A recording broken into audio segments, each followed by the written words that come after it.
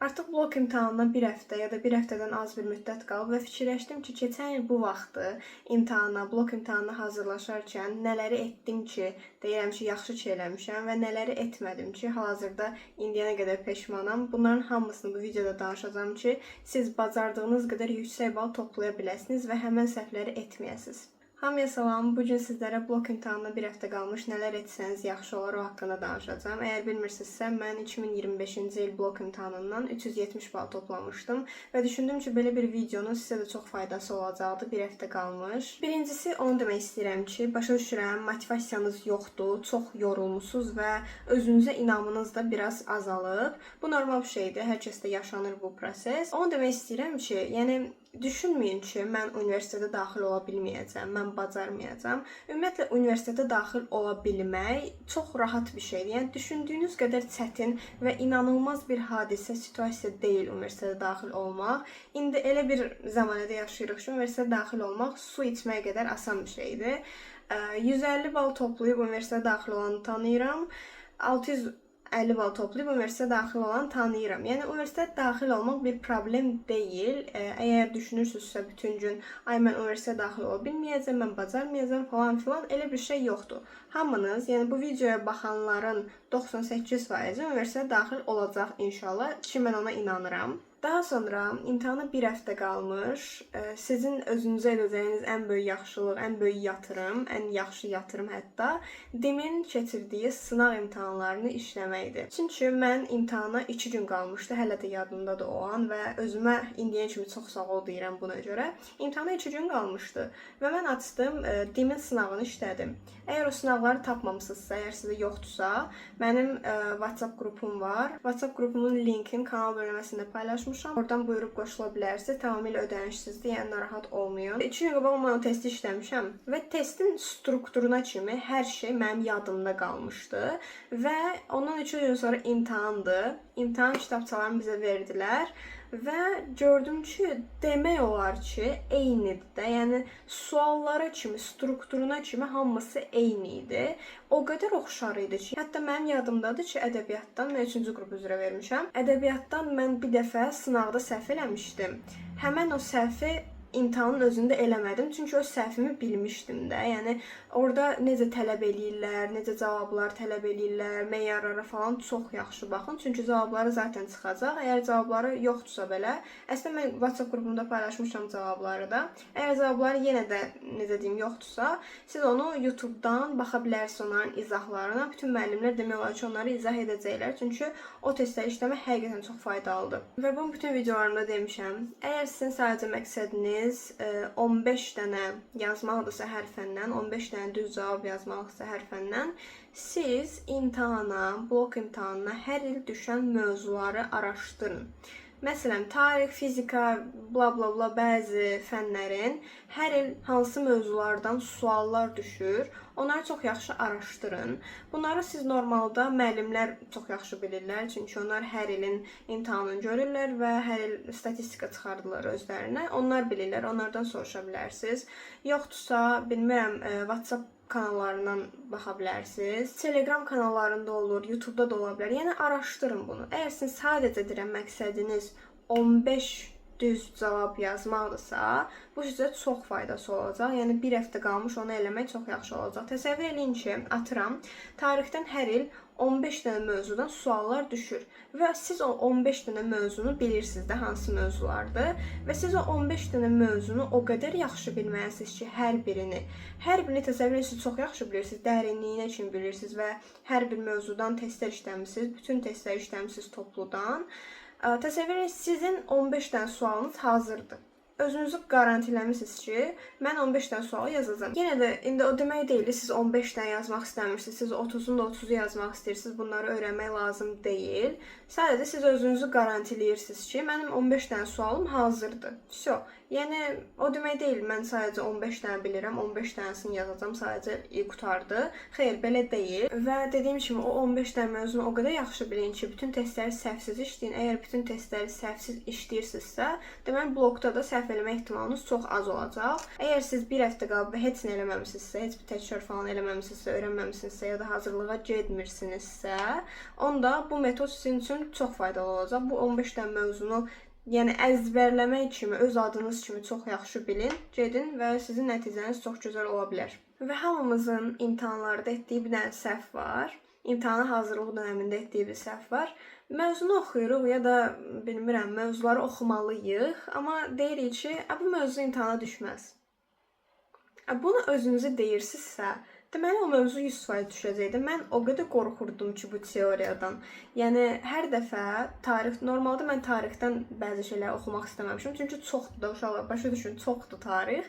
Nəysə, bəzi mövzuları oxumaq istəmirdim. Deyirəm ki, bu düşməz. Ürəyimdə bu senaryo yaranır və deyirəm ki, yox da, indi mən bunu oxumaram, gəlib düşər. Ona görə məcburiyyətdən mən bütün mövzuları oxuyurdum. Yəni haçan ki, ürəyimə damdı ki, ayda bu mövzu düşməyəcək, mən o mövzunu 2 dəfə oxuyurdum. Yadımdadır, tarixdən mən xanlıqlar mövzusundan nifrət eləyirdim də. Yəni ən nifrət elədiyim mövzulardan idi və heç də yadda qalmırdı.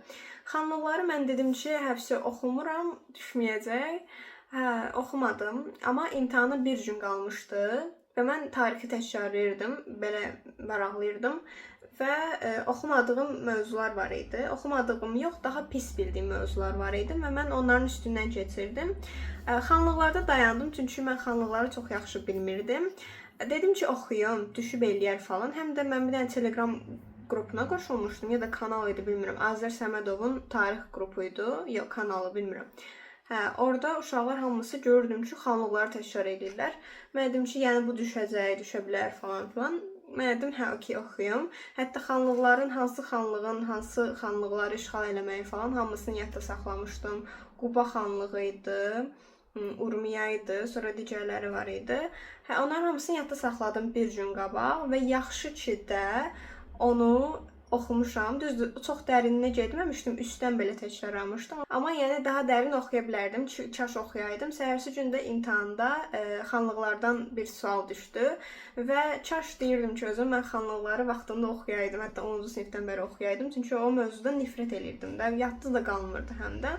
Nəysə, o mövzunu çox yaxşı bilsəydim və xanlıqları dərindən oxusaydım, o sualın üstündə mən 20 dəqiqə dayanmazdım da. Yəni düzdür, o suala düz cavab verdim. Sadəcə çox vaxtımı apardı o. Yəni bir şeyi əgər blok imtahanında 80% əminsinizsə, blok imtahanı elədir ki, səhv düzə aparır deyə siz ona görə bir neçə dəfə yoxlayasınız, bir neçə dəfə araşdırasınız ki, beyninizdə o səhifədə nə var idi, o səhifədə o var idi falan filan.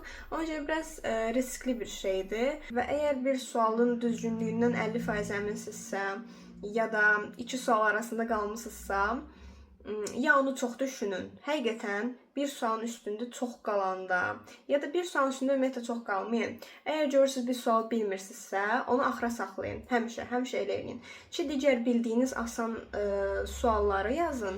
Onları, yəni cavabını əgər çox yaxşı bilirsinizsə, onları yazın. Cavabını əmin deyilsinizsə, hansı sualları, onları axıra saxlayın. Sonra təzədən kodlaşdırma prosesi falan gələndə onu təzədən üstündən keçin və biraz oturun, fikirləşin. Həqiqətən bir sual haqqında fikirləşəndə, çox fikirləşəndə həqiqətən də o sualın düzgün cavabı yadınıza düşür.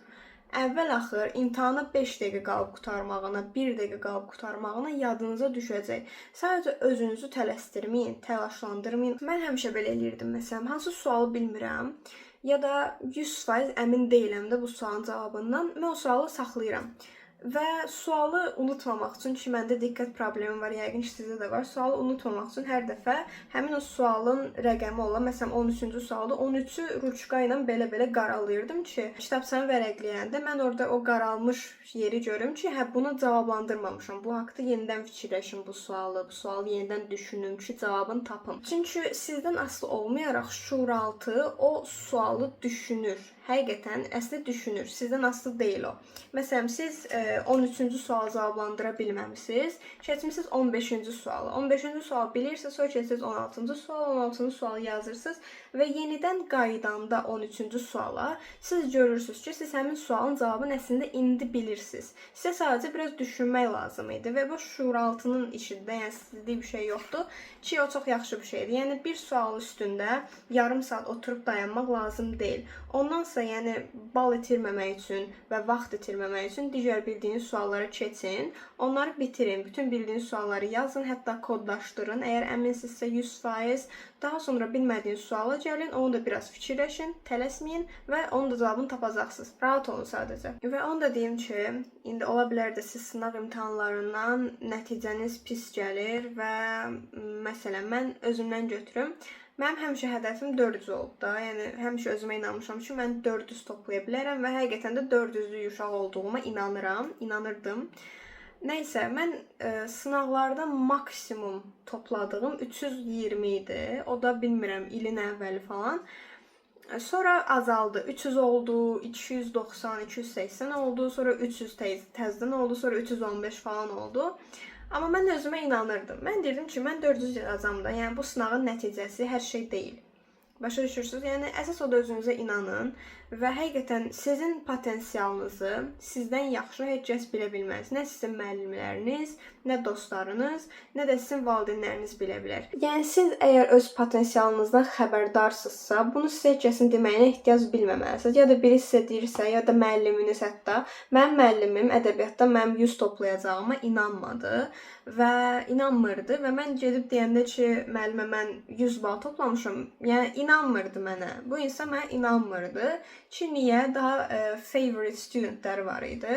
Mən favorite student olmaya bilərəm. Mənim potensialımı görməyə bilər. Həmişə özünüzə inanın. Sınaqlara inanmayın. Həmişə özünüzə inanın. Çünki bu həyatda bir siz varsınız və bu sizin yolunuzdur. Özünüzü heç kəslə müqayisə eləməyə də ehtiyac yoxdur. Çünki çox yaxşı, hamınız burada çox yaxşı bilirsiniz ki, mənim potensialım məsələn 350-li idi. Məsələn, atıram.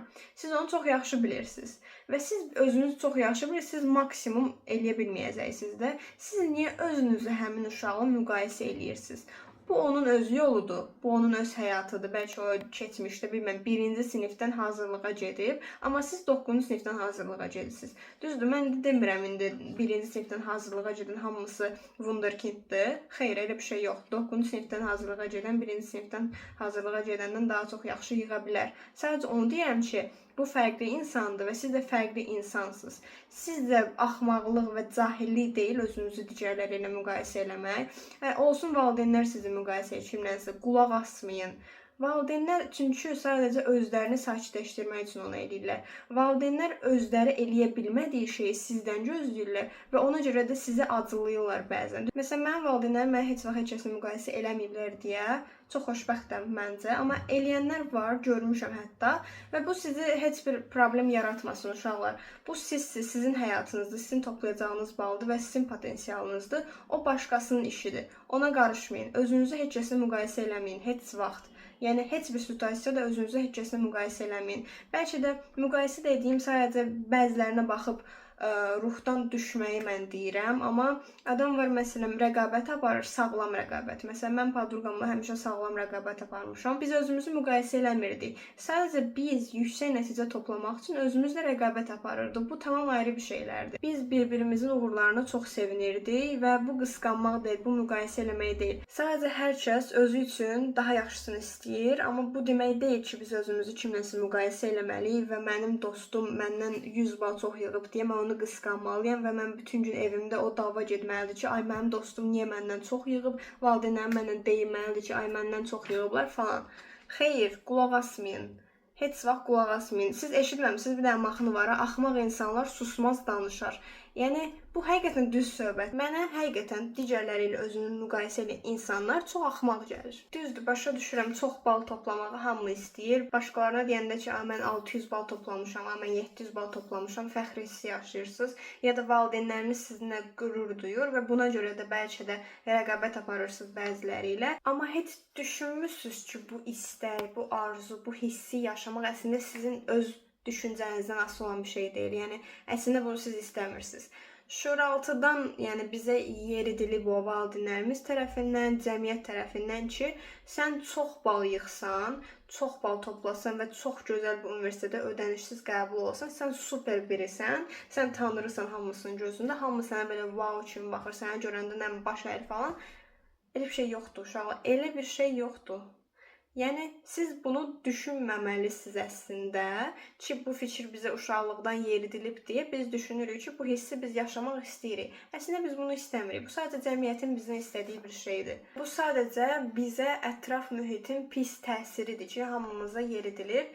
Azərbaycan millətində, mentalitetində bu ümumiyyətlə normal hesab edilir ki, hər uşaq çox yüksək bal toplamalıdır. Elə bir şey yoxdur. İndi siz deyəcəksiniz ki, hə sən yüksək bal toplamısan deyə sənin üçün bunu demək rahatdır, amma biz üçün yox falan. Elə deyil. Həqiqətən universitetə daxil olandan sonra bütün sizin ballar sıfırlanacaq və heç kəsin vecinə də olmayacaq ki, siz neçə bal yığıb universitetə daxil olmusunuz. Heç kəsin vecinə deyil. Heç bir müəllim sizdən soruşmayacaq. Heç bir necə deyim, layihələrə qatıldıqda heç kəs sizdən soruşmayacaq və onlara maraqlı da deyil bu. Universitetdə ümumiyyətlə bal söhbəti getməyəcək. Ay mən istəyirsiniz orada qışqırın bütün koridora ki, mən 700 bal toplamışam.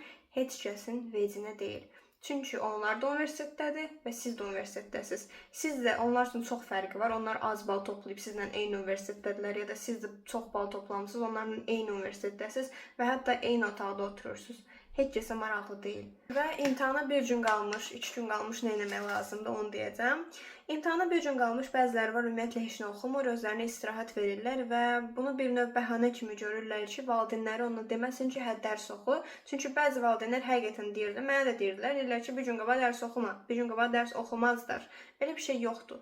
Və bəziləri bezdikləri üçün, yorulduqları üçün bunu edirlər. Siz 3 il dərs oxuyursunuz, yorulmursunuz və imtahana 1-2 gün qalıb siz yorulmursunuz. Çox mənasız deyil. Yəni bilmirəm, elə şeylər olur ki, siz bir gün qabaq oxuyursunuz, bir gün qabaq təkrar eləyirsiniz və oxuduğunuz hər şey bir gün qabaq, hamısı, oxuduğunuz mövzular düşür imtahana.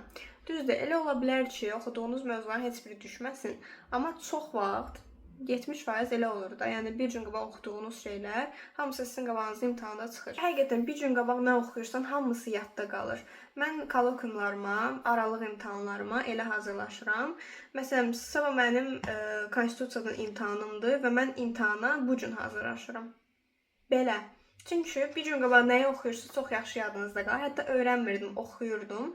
Diqqətli sadəcə oxuyun, əzbərləməyə heç bir şey lazım deyil. Çox diqqətli oxusanız, bir gün qabaq, 2 gün qabaq bəzi mövzuları falan çox yaxşı yadınızda qalacaq imtahan üçün. Onsuz da siz imtahandan sonra onlar sizə lazım olmayacaq və bir günlük onu yadda saxlamaq siz üçün bir problem deyil. Problem onda olardı ki, siz onu bir ay ərzində yadda saxlamalı olacaqdınız. İmtahanın səhəri də oxuyun, imtahandan bir gün qabaq da oxuyun, imtahana gedən yolda da oxuyun, həmişə oxuyun. Yəni, o demək deyil ki, mən oxudum, deməli mən imtahanda heç bir şey yaza bilməyəcəm. Demirəm, siz nəyisə əzbərləyin, yeni bir mövzu öyrənin, yeni bir düsturlar falan öyrənin. Elə bir şey eləməyin, onsuz da yadınızda qalmayacaq. Sadəcə bildiyiniz ya da zəif bildiyiniz mövzuları təkrarlayın. Özünüz üçün qeydlər aparın, indidən özünüz üçün qeydlər aparın ki, imtahana bir gün qalmış ya da imtahana yolda gedəndə nəyi mən oxuyum ki, göz yaddaşı kimi ən azından qalsın. Və son olaraq onu da qeyd eləmək istəyirəm ki, bəziləri var ki, səhvlərinə fokuslanmırlar. Səhvlər, məsələn, 30 dənə sualdan 2-3 dənə səhv eləyib, deyib ki, hə, onsuz da mənim nəticəm yaxşıdır, mən səhvlərimə baxmıram. Halbuki, ümumiyyətlə, həqiqətən elə olur. Siz səhvlərinizə 1 ay qalmış, 1 həftə qalmış imtahana baxmayanda, həmin o səhvləri imtahanda yenidən edə bilərsiniz. Yenidən eləmə ehtimalınız vardır, çünki siz səhvinizi bilmirsiniz. Düzlərinizin olduğunu bilirsiniz, yəni hansı sualları düz cavablandırmışsınız bilirsiniz. Deməli, o mövzuları yaxşı bilirsiniz də, okey. Amma siz səhvinizi bilməsəniz, siz o səhvi yenidən təkrarlayacaqsınız. Həm də səhvlər 2 səbəbdən ola bilər. Birincisi, siz mövzunu yaxşı bilmirsiniz. İkincisi də diqqətsizlik problemi. Düzdür, diqqətsizlik səhvini aradan qaldırmaq biraz zaman alır və onu həqiqətən mən də bilmirəm necə eləyirlər. Sadəcə çox diqqətli olun imtahanda. Ümumiyyətlə, biləndə ki, siz diqqətsiz insansınız, siz imtahanda çox diqqətli olmağa çalışırsınız. O öz yerində, yəni minimuma endirirsiniz səhvlərinizi imtahanın özündə, yəni onun üçün o qədər narahat olmayın. Amma mövzunu yaxşı bilməmək, bunu siz aradan qaldıra bilərsiniz. Məsələn, alqoyunludan mən səhv eləmişəm. Bilirəm ki, mən bu mövzunu pis bilirəm. Təzədən o mövzunu oxuyuram. Yəni bir həftə qalıb da siz bunları çox yaxşı dəyərləndirin. Hətta bir nəfər də mənə yazmışdı ki, mən ayrı dəftər tutmuşam. Ora bütün səhv elədiyim sualları yazıram və düzgün cavablarını yazıram. Bu çox gözəl bir şeydir. Məndə də var idi. Hər fəndən hətta məndə var idi bütün dəftərlərdə. Yəni tarix olsun, ədəbiyyat olsun, rus dili olsun, onların hamısından mən ayrı dəftər tutmuşdum və nə səhv eləyirdim sınavlardan, imtahanlardan ya da bilmirəm testlərdən falan, mən hamısını oraya yazırdım. Düzgün cavablarını da oraya qeyd edin. Səhvlərinizi yazmayın, yəni hansı səhvdə onu yazma ehtiyac yox. Sadəcə həmin sualı ya da mövzunu yazın və düzgün cavabı yazın və hər dəfə də onu məsələn imtahana gedəndə qeyd kimi də oxuya bilərsiniz. Mən elə eləyirdim. Hər imtahana gedəndə qeyd kimi o səhv dəftəri adlandırırdım onu. O səhv dəftərinə baxıb yəni təkrarlayırdım və dünən qrupa yazmışdım ki, kimin nə sualı varsa, hamısı yazsın ki, sabah video çəkəcəm, hamısını cavablandırım bu videoda. Bu da qrupda olmağın bir avantajıdır məncə. Salam, siz də son günlərdə ədəbiyyatdan təkrar olaraq əsərləri oxuyaq, yoxsa test işləyək? Əgər ümumiyyətlə oxumadığınız əsər varsa, onları oxuyun mütləq. Çünki onlar düşəcək. Həqiqətən düşəcək. Amma test işləməyi də təbii ki də, yəni son bir həftə qalmış ancaq test işləməlisiniz, başqa heç bir şey eləməməlisiniz. Test işləməmək üçün bir şey eləməyin, hər gün test işləyin. Siz yəni əgər hər gün əsər də oxusanız, onun testlərini işləməlisiniz. Ən az 30 dənə test işləyin də. Amma həqiqətən ədəbiyyat elə bir şeydir ki, bir əsəri məsələn qısaltmasını ChatGPT-dən falan oxuyanda onun elə bir yerindən sual düşür ki, yəni onun qısaltmada tapmaq mümkün deyil də. Məsələn, bir qəhrəmanın sözlərindən düşür sual, bu kimin sözləridir falan, elə suallar düşə bilər. Ədəbiyyat həqiqətən çox qəliz bir fəndir və onu həqiqətən də bütün əsərləri əvvəldən axıra kimi oxumaq lazımdır. Yəni əgər hər hansısa bir oxumadığınız əsər varsa, yəni sıfırsınız da o əsərdən heç nə bilmirsinizsə, əsərləri oxuyun. Yəni demirəm imtahana 2 gün qalmış falan oxumayın, amma imtahana əgər hələ bir həftə var oxuyun və testlərini də mütləq işləyin. Salamdan buraxılışdan 120 bal toplamışam. Blok imtahanımda sınavdan 50 toplamışdım. 180 edə bilərəmmi? Birinci qrup. Bir də son günlər üçün məsləhət videosu gələcək. Son günlər üçün məsləhət videosu çəkirəm. Mən sizə dəqiq deyə bilmərəm. Siz 180 bal toplayacaqsınız, toplamayacaqsınız. Amma bayaq da dediyim kimi, sınavın nəticəsi sizi ruhdan salmasın və sınavdan 50 toplayırsınız deyə o demək deyil ki, siz nə bilim 100 toplaya bilməyəcəksiniz. Düzdür, 180 toplamaq biraz şans əsəri bir işdir, amma nə qədər bacarırsınız, çox çalışın, çoxlu testlər işləyin və o dimin sınavını işləyin. İnşallah hər şey yaxşı olar ki, 100 plus qaldıra biləcəksiniz məncə. Tarixdən ən çox düşən mövzuları təkrar etməliyik. Ən çox düşən mövzuları mütləq təkrar eləyin və ən çox düşən mövzular bizim ən çox səhv elədiyimiz mövzular olduğuna görə onu mütləq təkrar eləməlisiniz. Son 2 həftə tarixi full oxusam, gecə-gündüz tarixi 10 düzdən 25 düzə qaldıra bilərəm. Məncə siz ən yaxşısı o olar ki, daha çox yaxşı bildiyiniz mövzuları, yaxşı bildiyiniz fənləri təkrar eləyin. Nəinki son 2 həftə qalmış, siz onu gecə-gündüz oxumaqdansa digər fənləri yaddan çıxardacaqsınız. O fənlərdən test işləməyəcəksə çox böyük risk eləyəcəksiniz. Yəni ona görə tövsiyə eləmirəm. Son 23 gündə blok balını 200 plus etmək mümkündür. Belə suallar mənə çox gəlir. Məsələn, mən 300 bal toplaya bilərəm, mümkündür və çox çalışsam eləyə bilərəm. Siz çox çalışsanız, hər şey eləyə bilərsiniz. Sadəcə çox çalışmağın bəziləri üçün fərqli bir şeydir. Məsələn, çox çalışmaq bəziləri üçün gündə 10 saat dərs eləməkdir. Bəziləri üçün çox çalışmaq gündə müəyyən qədər test işləməkdir. Sadəcə siz çox çalışmağa nə deyirsiniz? Yəni, çox çalışmağı demək çox rahatdır, amma əməl eləmək asandırmı? Xeyr. Salam, tarixi nətər unutmayaq, az müddət qalmış, necə effektiv təkrar edək. Tarixi ən çox yaxşı metodu, yəni yadda saxlamağın ən yaxşı metodu mən belə eləyirdim. Bir mövzunu oxuyursunuz və mütləq o mövzunu çox diqqətli oxuyun. Sanki həyatınız buna bağlıymış kimi oxuyun və geri qayıdış yoxmuş kimi oxuyun da. Yəni ikinci dəfə siz sanki oxuya bilməyəcəksiniz. Yəni həqiqətən də sizin o qədər az müddət vaxtınız qalıb ki, siz o tarixdən mövzuları təkrar eləyəndə bir dəfə oxudunuz, ikinci dəfə oxumağa vaxtınız qalmır. Yoxdur da vaxtınız, bir həftədən az müddət qalıb. Yəni o mövzuları o qədər yaxşı oxuyun, o cümlələri, illəri o qədər yəni diqqətli oxuyun ki, çox yaxşı yadınızda qalsın və mövzunu oxuyub bitirdikdən sonra, demirəm öyrənin falan, sadəcə xronologiya ilə belə təkrar edə bilərsiniz daha sonra. Mövzunu oxuyub bitirdikdən sonra siz bir dəfəlik başlayın testlər işləməyə. Mövzunu qurtardınız, bağladınız kitabı, açın testləri işləyin. Həmin mövzunun testlərini işləyin və çalışın bütün testləri işləyin. Mən buna qabaqki videomda danışmışam. Demişəm ki, dimin toplusundan işləsəniz testləri, siz demək olar ki, sizin blok imtahanında sualların 50%-ni yazmısınız da, blok imtahanının 50% hazırsınız. Kommentdə yazmısınız ki, hə, dimin toplusu asandır, belə düşməz bloka, blok çətin olur. Siz blok imtahanı vermisiniz, bilirsiniz blok çətin olur, ya asan olur. Blok çətin də düşə bilər, asan da düşə bilər. Və toplunu niyə eləyiblər? Toplunu eləyiblər ki, siz o topludan işləyəsiniz və eyni suallar, oxşar suallar bloka da düşsün də. Yəni neçə il dalbadal görmüşük ki, demək olar ki, topludan sualları götürüblər, elə yapışdırıblar imtahanın özünə. Mənim hələ də yadımdadır. Bir həftə qalmış bizə müəllimimiz dimin toplusundan işlədirdi.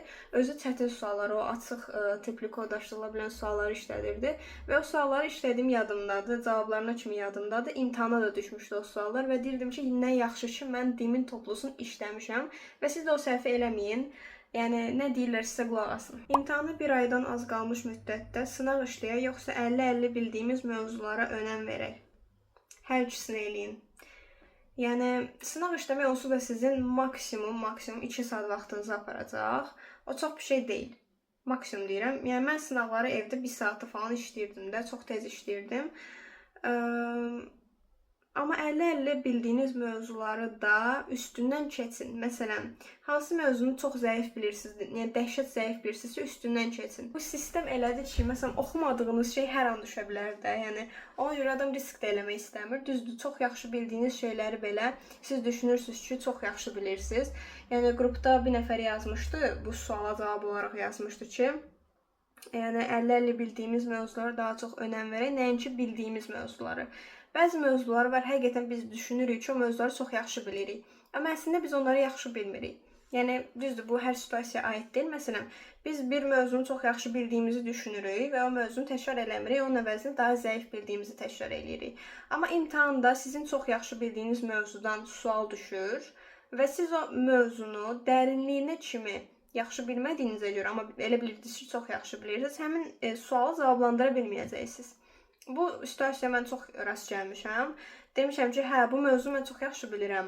Onsuz yazacağam da imtahanda. Amma imtahanda o mövzunun elə dərindən sualı düşür ki, deyirsiniz ki, ayda mən kaş bunu oxuyaydım, onu oxumazdım. Salam, mən blokdan 50 bal toplayıram. Görən imtahana kimi bir mövzuları öyrənib 20 sınaqdakı sınaqların hamısını yazsam 100 bal keçə bilərəm. Əlbəttə keçə bilərsiniz. Yəni, əgər hələ də işləməmişsinizsə, məncə indidən başlayın işləməyə və mütləq səhvlərinizi qeyd edin. Hansı sualları səhv eləmişsinizsə qeyd edin, çünki həmin suallar elə imtahanda da sizin qabağınıza çıxa bilər. Salam, imtahan stresini aradan qaldırma yolları da toxunarsınız, zəhmət olmasa. Son günlər elə hiss gəlir ki, sanki heç nə bilmirəm. Bu normal bir şeydir. Mən də hiss elirdim ki, mən heç nə bilmirəm. Ümumiyyətlə, universitet imtahanlarında da elə olur. Məktəb imtahanlarında da elə olurdu. Yəni, bu normal bir şeydir, heç bir şey bilməmə hissi, amma əslində siz çox yaxşı bilirsiniz hər şeyi. Əsas odur ki, testləri səhvsiz işləyin son vaxtlar. Yəni, əgər həqiqətən də dimin sınaqların testlərini səhvsiz işləyə bilirsinizsə, ya da minimum səhvlər edirsinizsə, deməli, siz çox okeysiz də. Sadəcə onu demək istəyirəm ki, imtahan stresi olacaq, olmalıdır və imtahan stresi yoxdursa, orada problem var və sizə elə gəlir ki, əgər mən stresliyəmsə, deməli, vəziyyət pisdir. Xeyr, elə bir şey yoxdur. Bu, sizin həyatınızı dəyişə biləcək imtahan olduğuna görə sizin streslənməniz çox normal bir hadisədir və stres olmaqdan qorxmayın. Yəni, mən stresliyəm, okeydir. O kitabsa sizin qabağınıza gələndən sonra sizin stresiniz yox olacaq, həqiqətən yox olacaq və sadəcə çalışın ki, imtahanda fikriniz ancaq testdə olsun, başqa şeydə olmasın. Və mən imtahanda o qədər rahat idim ki, fikrim full testdə deyildi də, çox diqqətsizlik problemi yaşamışdım və stresli olmağınız sizin diqqətsizlik probleminizi azaldır. Yəni, məncə streslənin. Hansı fəndən başlamaq lazım olduğunu deyərsən zəhmət olmasa. Onu deyim də, mən blok imtahanında 3 fənnin üçündən də, yəni ortaydım da, normal idim, yaxşı idim. Ona görə də belə seçməmişdim. Ən birinci hansı gəlir ondan başlamışdı. Amma siz, bütün müəllimlərin dediyi kimi, ən birinci hansından daha yaxşı işləyə bilərsinizsə, hansını daha tez bir zamanda işləyə bilərsinizsə, ondan başlayın və hansı sizə asan gəlirsə, onu daha tez işləyirsiniz də, ondan başlayın. Məsələn, atıram, sizin Azərbaycan diliniz zəifdir, amma tarixiniz güclüdür İlk öncə başlayın tarixdən. Çünki siz necə? Siz başlayacaqsınız bilmədiyiniz ya da zəif olduğunuz fəndən və o fənnin də sizə imtahanda çətin gəldiyini görəcəksiniz və təlaşa düşəcəksiniz ki, ayda mən yaza bilmirəm, nə edəcəm falan. Elə bir hiss yaşayacaqsınız və o hissi yaşamamaq üçün ilk öncədən siz ən yaxşısı normal bildiyiniz fəndən başlayın. Bütün müəllimlər elə deyir və bütün imtahanlarda da elə eləyin. Salam, imtahana qədər 18 düzdən tarixi 23-24 düzə qaldırmaq üçün nələr etməliyəm? Testlər işləyin. Uşaqlar, yəni əgər siz balınızı artırmaq istəyirsinizsə, necə deyim, siz düzgün sual sayını artırmaq istəyirsinizsə, sınavda topladığınızdan daha yüksək toplamaq istəyirsinizsə imtahanda, siz bütün gün sınav işləməlisiniz, bütün gün testlər işləməlisiniz. Və əgər test işləməyə vaxtınız yoxdursa, sizin qurduğunuz proqramla, hansı ki, mən bundan qabaqki videoda demişdim, əgər onu işləməyə vaxtınız yoxdursa, situasiya suallarını işləyin mütləq. Hər gün situasiya sualları işləyin ki, situasiyanızı qarantiləyin ki, 27 balın var hər fəndən. Və hər mövzudan o topludan testlər olur, açıq kodlaşdırıla bilən suallar falan.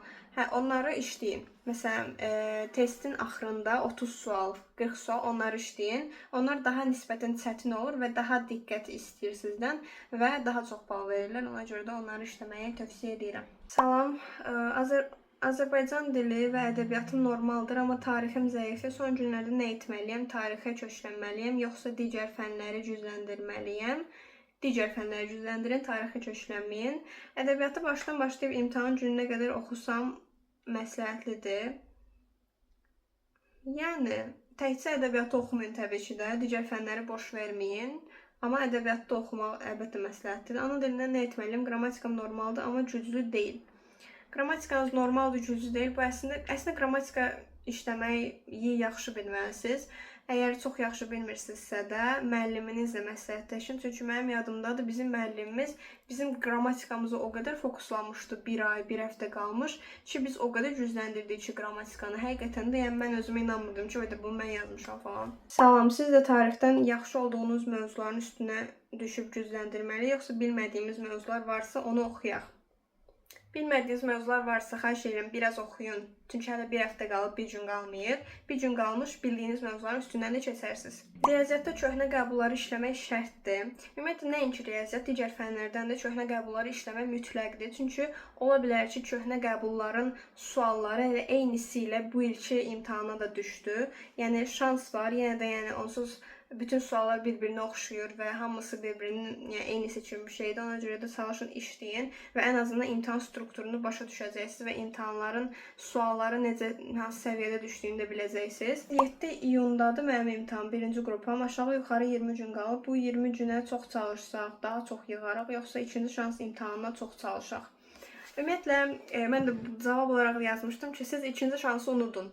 Elə bilin ki, ikinci şans deyə bir şey yoxdur. Çünki həqiqətən də istəsəniz belə, siz o ikinci şansa istədiyiniz qədər yaxşı hazırlaşa bilməyəcəksiniz.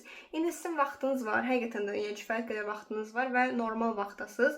Ondan sonra çox istilər düşəcək, siz oxumaq istəməyəcəksiniz, zaman görəcəksiniz ki, istirahət eləyir, nə bilim, kurortda falan, amma siz oturub evdə dərs oxuyursunuz. Ona da görə ruhdan düşəcəksiniz. Ona görə də çalışın, elə birinci şans blok imtahanına o qədər yaxşı hazırlaşın ki, ikinci şansa ehtiyac olmaz. Çalışın ki, birinci şans blok imtahanına çox yaxşı yığasınız və bu axırıncı imtahanınız olsun və sonra keyf eləyəsiniz. Suallar bu qədər idi. Ümid eləyirəm bu video sizə faydalı oldu. Ümid eləyirəm sizin bütün suallarınızı düzgün şəkildə cavablandıra bildim. Və ən əsası odur ki, özünüzə inanın. Heç kəs sizə inanmasa belə, siz özünüzə inanın. Valideynləriniz inanmır, okey, inanmasınlar. Dostlarınız inanmır, inanmasınlar. Müəllimləriniz inanmır, sizin potensialınızı görmür, inanmasınlar. Amma siz özünüzə inanın ki, bu ən vacib bir şeydir. Bu sizin öz yolunuzdur, öz gələcəyinizdir, sizin təkcə verəcəyiniz bir imtahandır. Və bunun üçün sizə kiminsə inanmağına ehtiyac yoxdur. Siz özünüz üçün varsınız bu həyatda, bu dünyada. Bu sizin öz yolunuzdur. Siz özünüz bilərsiniz, nə edərsiniz. Cəmaət inanmır, inanmasınlar. Özünüzü heç kəslə müqayisə eləməyin. Okey? Yəni, mən sizə inanıram, əsl mən sizə inanıram və sizin potensialınıza güvənirəm. Siz də özünüzə güvənin. Biraz delusional olun, biraz xəyalpərəst olun. Elə bilin ki, 700 bal yığıb oturmuşsunuz da o qədər rahat olun. Həqiqətən rahat olun. Heç bir şey üçün narahat olmağa ehtiyac yoxdur. Hamınız universitetə daxil olacaqsınız. Mən sizə güvənirəm, siz də özünüzə güvənin. Hər şey yaxşı olacaq. Görüşərik.